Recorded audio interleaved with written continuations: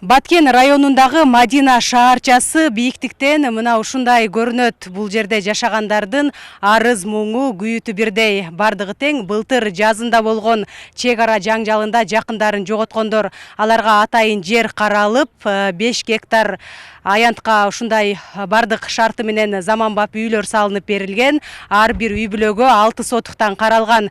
Бул жерге көчүп келгендерине жарым жылдан ашты. Бул аралыкта шаарчада кадыр эсе күнүмдүк тиричилик өтүп жатат. Шаарчага көчүп келгени Нурсулуу Мажитова ишкерлик менен алек. Кийим кече, шейшептерди тигип сатат. Тапкан кирешеси менен 3 баласын багууда. Былтыр чек ара жаңжалында жолдошунан айрылган. Үчөө менен жашайбыз.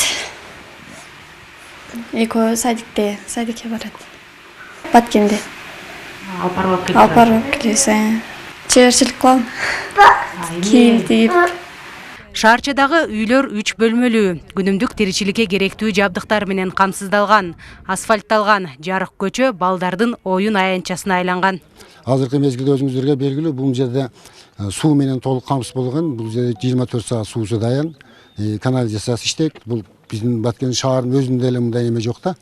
Бул ошондой ушуларга кыйналбасын. Бул жерде калган бардыгы көп жаш балдары болчу. Келинчектери жаш балдары менен калды. Эми Алланын буйругу экен. Чек ара чырында каза болгондордун жакындарына 1 миллион сомдон бир жолку компенсация төлөнгөн.